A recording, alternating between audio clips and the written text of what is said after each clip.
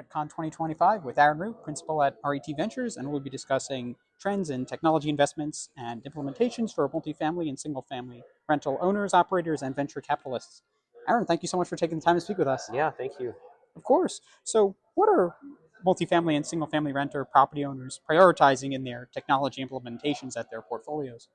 Yeah, I think one trend we've noticed recently is the focus on short-term payback. So I think when times were good and budgets were more flush, operators and owners had the pleasure of investing in more speculative technology that might take a few years to pay back.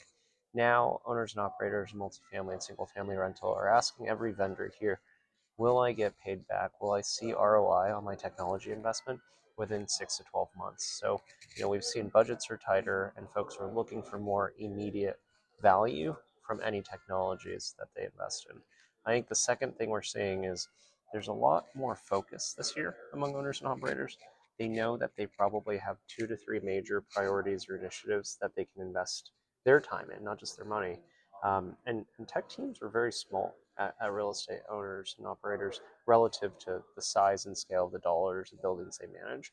So they really have to be strategic about, just managing a couple of projects every year. So if you're a vendor out here, you really need to fight for attention, and you need to be number one, two, or three for these owners to really think about, actually implementing you in a year. Sure. And I think this is just amplified by such an oversaturated market for startups, especially for artificial intelligence. So, really, how do investors on the venture capitalist side, but also end users, sift through really this myriad of technologies and decide which is really the best fit for them?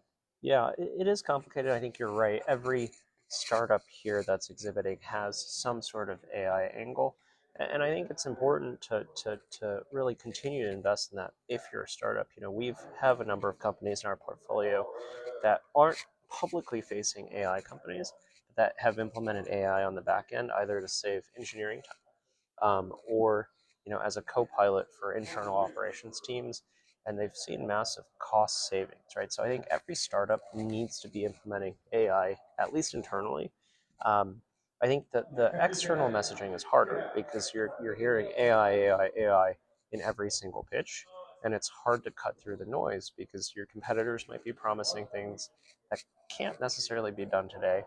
You feel stuck in the same way. And so I think to really cut through, you need to have a number of practical examples and case studies, ideally, that you can point to and say, hey, one of your peer operators in multifamily or SFR deployed our AI tool and they saved X amount of money, or they generated X% more in rents. And I think making that case really helps people see AI as something tangible, pointing to specific use cases. I think general AI platforms where it's a sort of solution or a product without a problem aren't selling anymore in our industry.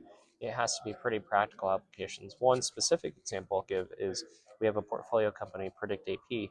They use a combination of AI and OCR to help ingest invoices. That's all they do. It's a very narrow use case. Basically, they help owners and operators ingest invoices into Yardi, and that's a process that manually takes about 3 to 5 minutes.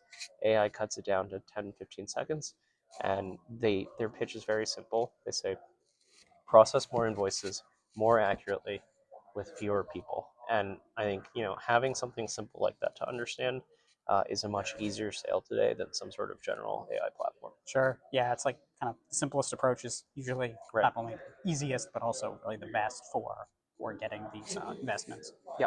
Yeah. That's right. Sure.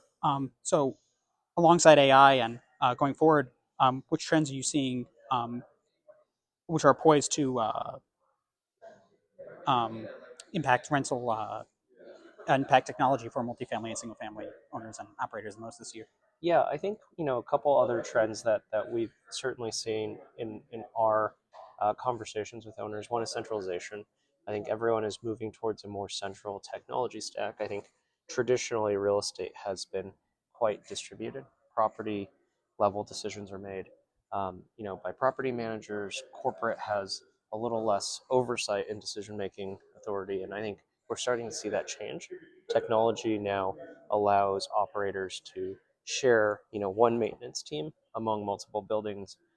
You could potentially have one leasing team leasing, 3 to 5 buildings in a specific region, and that allows owners and operators to control their brand more and to make sure that operations are being done uniformly across buildings. So, and there's a lot of cost and efficiency savings there as well. So I think centralization is one big trend that we continue to track.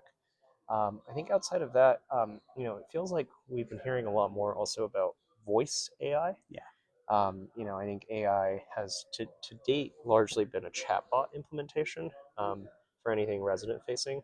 But this might be the year where voice really comes into play more as well. We've been hearing that in conversations. And then I think, the last piece I'll note just among our industry is there's a big focus on cost savings still, right? Operational excellence, operational efficiency. I think when, the industry is growing really quickly, people are adding units, focuses on top line, it's on revenue. Right now, while everyone's a bit more stagnant in terms of unit growth, everyone's focusing on how do we get our house in order and make operations as efficient as possible. sure. That's, I think, something we'll see just amplified more given the current macroeconomic environment Yeah, and where interest rates are in particular. yeah, there's a lot of uncertainty there. So I think, the thing you can control is how do we operate better with less, and Sure. that's the focus. Yeah, and I think everyone, really appreciates more certainty in this environment. Right, right. Well, Aaron, it was a pleasure speaking with you. Thanks so much for your time. Yeah, awesome. Thank you.